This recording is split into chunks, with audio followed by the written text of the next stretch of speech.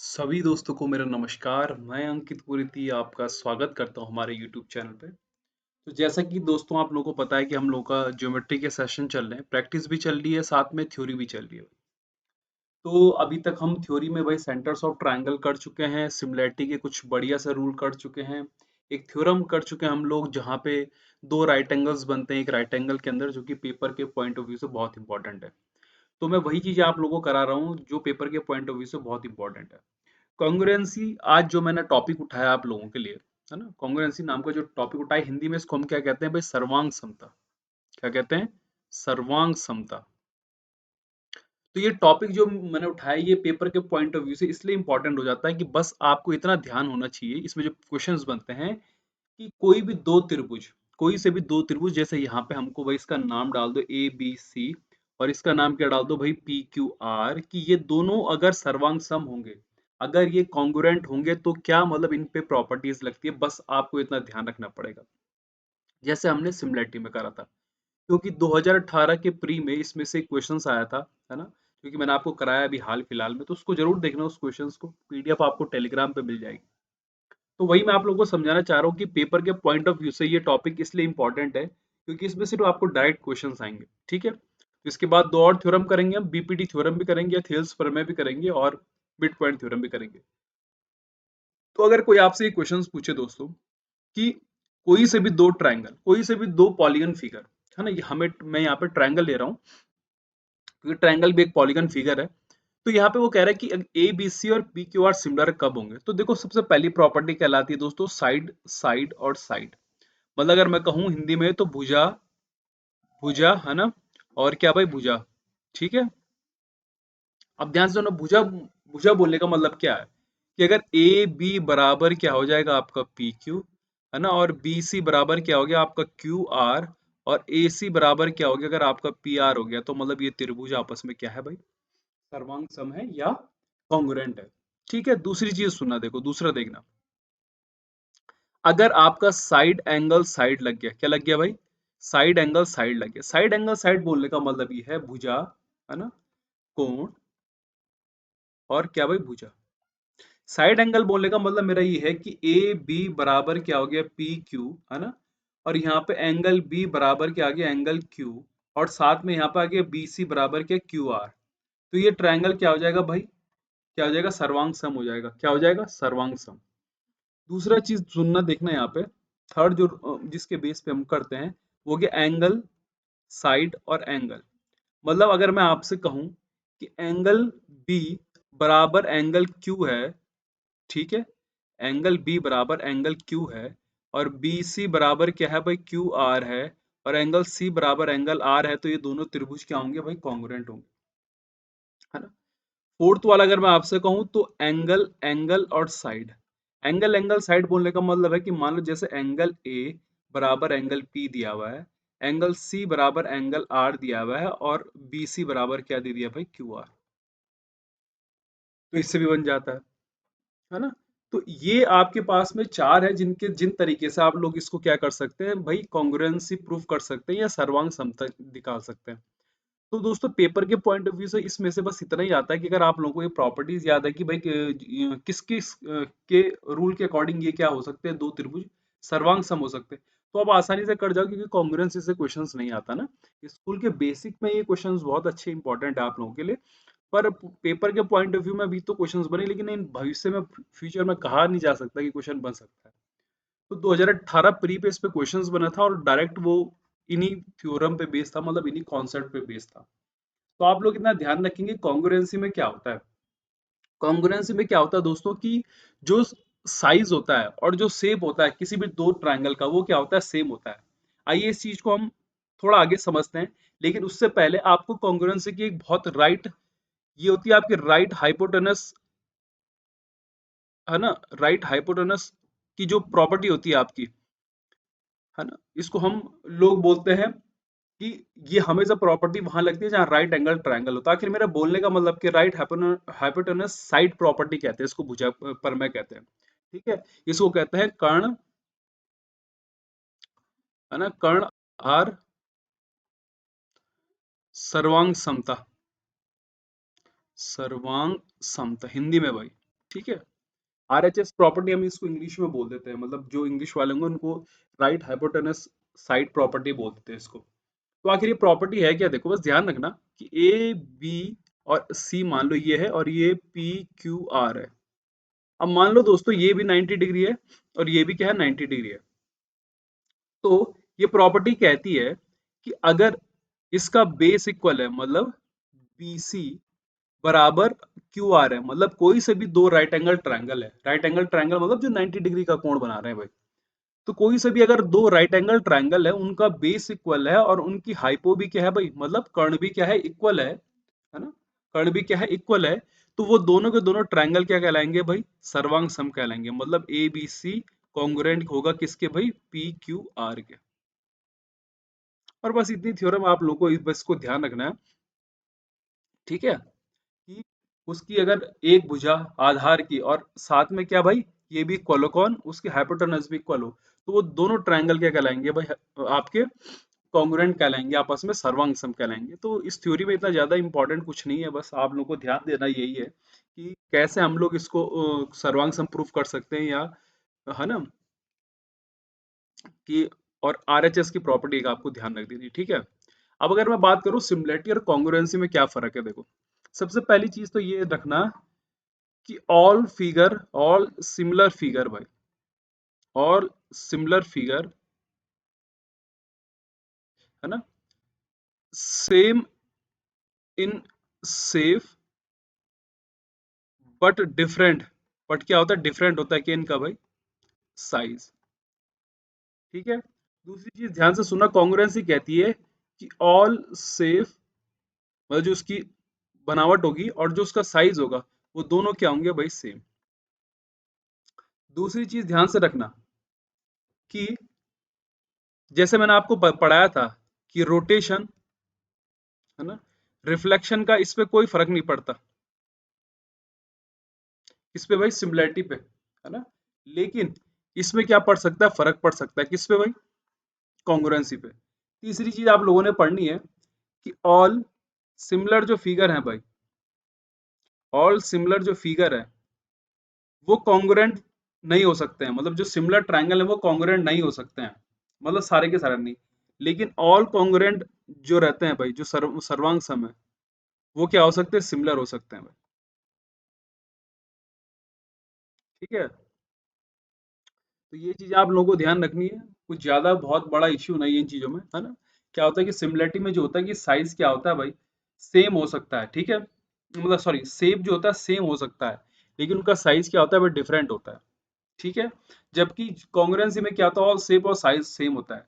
जबकि आपको पता है कि सिमिलरिटी में रोटेशन और रिफ्लेक्शन से क्या नहीं पड़ता, फर्क नहीं पड़ता, लेकिन कॉन्ग्रुएंसी में फर्क पड़ सकता है, ठीक है।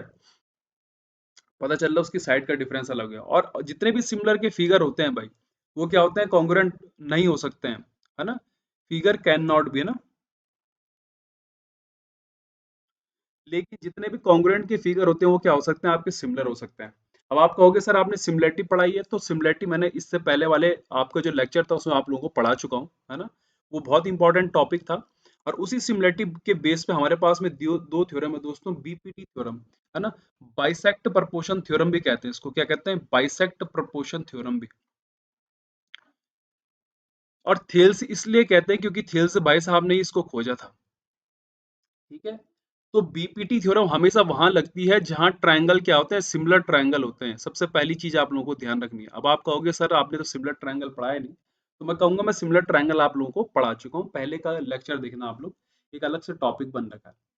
तो दोस्तों जैसे कि यहाँ पे ए बी और सी है, क्या है भाई, ए बी और सी है, और इसको मैंने पी और क्यू मान लिया भाई।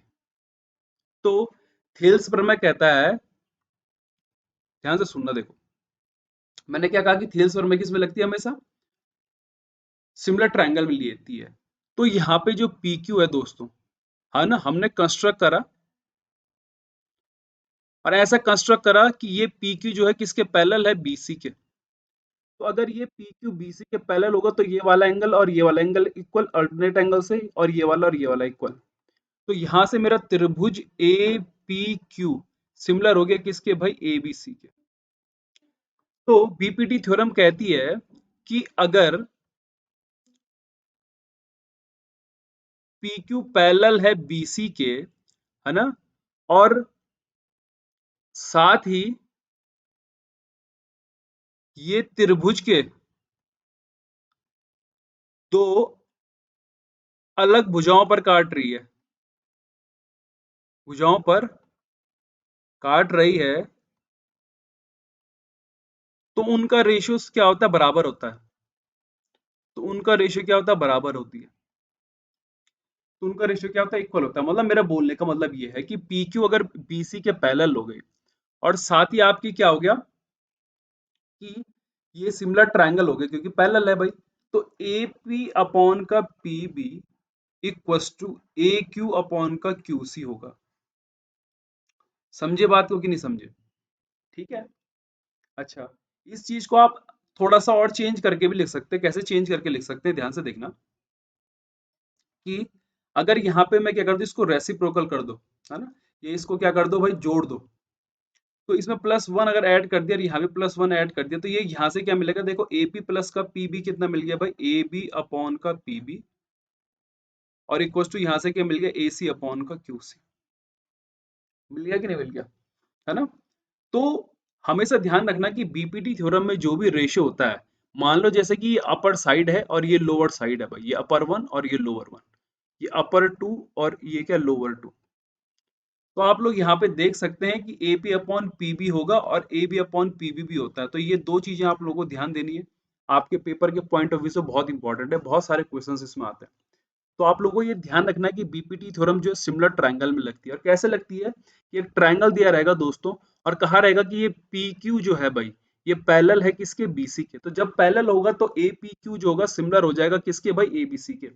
तो बीपीटी थ्योरम यही कहती है कि अगर हमने किसी त्रिभुज की दो साइडों को अलग अलग पॉइंट को मिला दिया, तो जो वो दो अलग अलग पॉइंट है उस त्रिभुज को क्या होते हैं, समान अनुपात में क्या काटते हैं।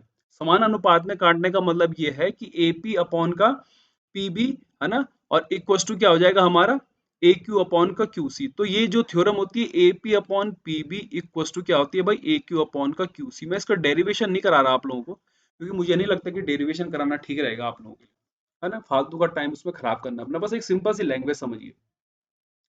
अब ध्यान से देखना मेरी बात को और ढंग से समझना कि इसकी एक कन्वर्स थ्योरम भी होती है ना। इसकी क्या होती है, कन्वर्स। कन्वर्स का मतलब होता है उल्टा। उल्टा, उल्टा बोलने का मतलब ये है दोस्तों कि आपको बस उल्टा ध्यान नहीं देना, बस इतना ध्यान देने का, यहाँ से मैंने एक और लाइन खींच दी मान लो, और इसको मैंने नाम डाल दिया क्या भाई, एम नाम डाल दिया। तो जब मैं यहाँ से अगर एम डालूंगा, तो जैसे A P upon P B A Q upon Q C की हो रही है ना, वैसे वो किसके बराबर भी होगी, A M upon M C के। और साथ ही साथ आप लोगों का क्या होगा, एम सी बराबर क्या हो जाएगा, एम क्यू भाई। और ये पॉइंट आपको इंपॉर्टेंट मतलब नोट आउट करना पड़ेगा, क्योंकि पेपर में कुछ क्वेश्चन पूछे हैं उसने भाई इससे। ठीक है, तो काफी इजी सा है थ्योरम भाई। बीपीटी की थ्योरम जो बाइसेक्ट प्रपोर्शन थ्योरम है हमारी, बाइसेक्ट का मतलब समझ जाओ आप, देखो अपने आप में कह रहा है यार, वो क्या कह रहा है कि मैं बाइसेक्ट भी हो रहा हूं और साथ में प्रपोर्शन भी है। तो बाइसेक्ट देखो हो तो रहा है, देखो बाइसेक्ट का मतलब होता है दो बराबर हिस्सों में। तो A P upon P B equal to A Q upon Q C, देखो। ठीक है, तो यही चीज आप लोगों को ध्यान रखनी है, देखो, क्योंकि ये भी इक्वल होता है और ये भी इक्वल होता है, ये भी इक्वल और ये भी इक्वल दे रखा है उसने। तो बस ज्यादा कुछ नहीं इस थ्योरम में। अब देखो मिड पॉइंट थ्योरम जो है ना, वो बीपीटी थ्योरम का ही पार्ट है, बीपीटी थ्योरम का ही पार्ट है ना, बीपीटी थ्योरम का ही पार्ट है, सब के सब आपस में जुड़े हुए हैं भाई। तो मिड पॉइंट का मतलब क्या हुआ दोस्तों, इधर ध्यान से सुनना कि मान लो ए बी और सी दिया हुआ है, और यहाँ पे पी क्यू भी दिया हुआ है, मतलब बिल्कुल डिट्टो है, कुछ डिफरेंस नहीं, बस थोड़ा सा डिफरेंस है भाई, देखो। तो मिड पॉइंट थ्योरम क्या कहता है, मिड पॉइंट थ्योरम कहता है कि अगर पी क्यू पैरेलल है किसके भाई, बीसी के। पी क्यू अगर पैरेलल है बीसी के, और पी और क्यू क्या है, मिड पॉइंट है। पी और क्यू क्या है, मिड पॉइंट है। तो जो पी क्यू है वो क्या हो जाएगी, हाफ हो जाएगी किसके भाई, बीसी के। यही आप लोगों की क्या है, मिड पॉइंट की थ्योरम। मतलब अगर ये पी मिड पॉइंट है दोस्तों, ध्यान से सुनना, तो यहाँ पे ये भी मिड, ये भी बराबर, ये भी बराबर, ये भी बराबर और ये भी बराबर, मतलब दो इक्वल पार्ट में उसको क्या काट रहा है। तो मिड पॉइंट थ्योरम जो होती है बाइसेक्ट प्रोपोर्शन थ्योरम का ही पार्ट होता है भाई।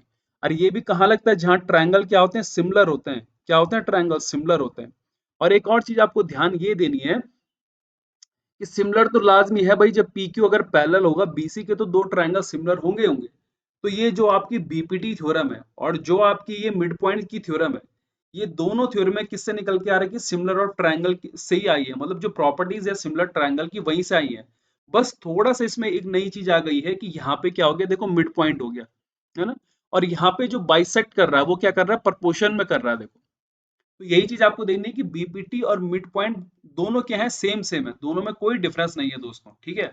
दोनों में क्या है, कोई डिफरेंस नहीं है। तो इसीलिए पैनिक होने की कोई भी जरूरत नहीं है कि कोई पैनिक हो रहा हो कि सर हाँ ये तो अलग अलग होती है, क्या होता है इसमें। तो ज्यादा इतना सरदर्द देने की वाली बात नहीं है, मैंने आप लोगों को समझा दी कि किस तरह से आपको करना है, किस तरह से आप लोगों को पढ़ना है, और सारी थ्योरम भी मैंने आप लोगों को बता दी। तो ये जो पॉइंट है मिड पॉइंट थ्योरम का, ये आपको याद करके रखना है भाई, कि अगर पी क्यू पी, अब मेरी बात ध्यान से सुनना, देखो कभी कभी पता क्या करता है वो आपके साथ ना, खेला खेलता हो, खेला कैसे पता कैसे खेलेगा, वो कहेगा कि पी अगर मिड पॉइंट है यहाँ पे पी, और इसको आगे वाली साइड पे बढ़ाया, तो ध्यान रखने अगर एक मिड पॉइंट से हमने दूसरे मिड पॉइंट तक ले गए, मतलब दूसरे पॉइंट तक ले गए, तो वो वाला पॉइंट भी क्या बन जाता है, मिड पॉइंट बन जाता है भाई। तो यहाँ पे यही चीज ध्यान से देखना कि ये पी और क्यू तो दोनों के हमें मिड पॉइंट दिया हुआ था भाई पहले से। तो मिड पॉइंट अगर दिया रहेगा तो पी क्यू किसके पैरेलल होगा भाई, बीसी के। मतलब देखो आपको अगर मान लो पी क्यू पैरेलल दे रखा है बीसी, ध्यान से समझना मेरी बात को, हाँ। और पी क्यू क्या दे रखा है, मिड पॉइंट दे रखा है, तो समझ जाना कि मिड पॉइंट थ्योरम है। वरना अगर आपको सिर्फ ये भी दिया हुआ, देखो कि पी क्यू हाफ बीसी है ना, और पी क्यू क्या है, मिड पॉइंट है, तो भी समझ जाना कि ये क्या है भाई, मिड पॉइंट की क्या है, थ्योरम है। तो आपको कंफ्यूज करके इधर उधर से दे सकता है, कभी वो आपको ऊपर से दे देगा, कभी वो नीचे से भी दे सकता है आपको भाई, है ना। पी क्यू हाफ बीसी दे दिया और बोल दिया उसने कि भाई बताओ कौन सी थ्योरम लग रही है इसमें। तो ये सब चीजें पेपर में आ रही है, मिड पॉइंट पेपर में काफी क्वेश्चंस आ रहे हैं मिड पॉइंट के भी, तो ये चीज आप लोगों को क्लियर करनी है, ठीक है। दूसरी चीज, अगर दो पैरेलल लाइन है, मान लो पी क्यू और यहाँ पे ये आर एस, दो पैरेलल लाइन है ना, मतलब यहाँ पे क्या दी हुई, दो पैरेलल लाइंस हैं भाई। तो दो पैरेलल लाइन जब होते हैं दोस्तों, तो ये वाला एंगल और ये वाला एंगल इक्वल, ये वाला एंगल और ये वाला एंगल इक्वल, और ये वाला एंगल क्या भाई, इक्वल। तो यहाँ पे अगर मान लो ओ डाल दिया, तो ये पी ओ एस जो ट्रायंगल है ये सिमिलर बन जाता है दोस्तों किसके भाई, आर ओ एस के। किसके किसके बन जाता है, आर ओ एस के। तो मैंने अभी आप लोगों को जितनी भी थ्योरम सिखाई है उन चीजों को रखिए, है ना, ध्यान में रखिए किस तरह से हमको करना है। तो यहाँ पे देखो जो मिड पॉइंट की थ्योरम थी उसको भी ध्यान रखना भाई। तो ये बाइसेक्ट प्रपोर्शन थ्योरम होती है, मतलब आप इसमें ये कह सकते हो कि भाई A P upon P B equals to मेरा क्या है भाई, ए क्यू अपॉन का क्यू सी, है ना। जब ये दोनों के दोनों बराबर होंगे तो रेशियो तो दोनों का क्या आएगा भाई, इक्वल आएगा। तो इसका जो विपरीत होगा भाई, अगर कभी आपको ऐसा दिया रहा है दोस्तों, ऐसा दिया रहा है, तो समझ जाना भाई कि मिड पॉइंट की थ्योरम है या बाइसेक्ट प्रपोर्शन की थ्योरम है भाई। तो मिड पॉइंट और बाइसेक्ट में कंफ्यूज मत हो जाना, ठीक है। बस यहाँ पे एक मिड पॉइंट नाम का वर्ड है, और प्लस ये हाफ वाला नई चीज आ जाती है, जबकि इसमें नहीं आती दोस्त, बाइसेक्ट प्रपोर्शन। तो बस यही चीज है, ये नंबर लाइन का भी याद कर लेना कि दो पैरेलल लाइंस होती हैं, तो क्या लगता है, वैसे ये समलंब लगता है। खैर जब पढ़ाऊंगा तब चीजों को समझाऊंगा आपको क्लियर करके। तो इतनी कुछ खतरनाक बातें नहीं है ना, आसान सी बातें हैं कि क्या चीज होगी। तो कभी भी अगर आपको मान लो दोस्तों पी क्यू पैरेलल बीसी दिया हुआ है दोस्तों, तो समझ जाना पी क्यू हाफ बीसी है। अगर ये दिया हुआ है कि A P upon P B equal to A Q upon क्या है भाई, क्यू सी है, तो समझ जाना कि पी क्यू किसके पैरेलल है भाई, बीसी के। दोनों में से कुछ भी पूछेगा ना, तो समझ जाना की बात क्या है, एक ही है भाई। तो अगर वो बीपीटी पूछ रहा है तो बीपीटी से ही निकल के क्या आती है दोस्तों, हमारी मिड पॉइंट थ्योरम आती है, ठीक है। पहले बीपीटी आती है, फिर क्या आ जाती है, हमारी मिड पॉइंट थ्योरम। दोनों एक दूसरे के भाई बंधु हैं भाई, अलग अलग नहीं है। तो ये जो थ्योरम थी ये लोग आप लोगों ने समझ गए होंगे कि कैसे कैसे मैंने आप लोगों को समझाया। और जो कॉन्ग्रुएंसी में है, बस इतना ही ध्यान रखना है यार कि कॉन्ग्रुएंसी कैसे प्रूव होती है, साइड साइड से, साइड एंगल साइड से, एंगल साइड एंगल से, एंगल एंगल साइड से, और ये आरएचएस की प्रॉपर्टी, कर्ण आधार सर्वांग समता हिंदी में कहते हैं, और इंग्लिश में आरएचएस प्रॉपर्टी कहते हैं, राइट हाइपोटेन्यूस साइड प्रॉपर्टी कहते हैं इसको। तो कोई बहुत बड़ा इश्यू नहीं है, बस आप लोगों को चीजें ध्यान रखनी है। सिमिलरिटी कॉन्ग्रुएंसी में डिफरेंस करोगे नहीं करोगे कोई फर्क नहीं पड़ता, पर ये बीपीटी थ्योरम, ये मिड पॉइंट थ्योरम, और ये दो पैरेलल वाली लाइन, ये चीजें आप लोगों को ध्यान करनी है, ठीक है, क्योंकि ये काफी आपके इंपॉर्टेंट है पेपर के पॉइंट ऑफ व्यू से। तो मैंने आप लोगों को करवा दिया है कि कैसे सिमिलरिटी यूज होती है, वो मैं पहले वाले लेक्चर में आप लोगों को बता चुका हूँ। उम्मीद करता हूँ कि आपको ये लेक्चर पसंद आया होगा, सेशन पसंद आया होगा। प्लीज लाइक शेयर और सब्सक्राइब जरूर करना, और हमारे टेलीग्राम ग्रुप से भी जुड़ना, है ना। अगर आप लोग पहली बार आ रहे हैं, पहली बार थ्योरी पढ़ रहे हैं, तो और जाइए और जितने भी ज्योमेट्री की प्ले लिस्ट है उसमें देखिए, मैं थ्योरी करवा रहा हूँ, साथ में आप लोगों को प्रैक्टिस भी करवा रहा हूँ। तो तब तक मिलते हैं कल, पढ़ते रहिए, मजे करते रहिए, टाटा बाय बाय।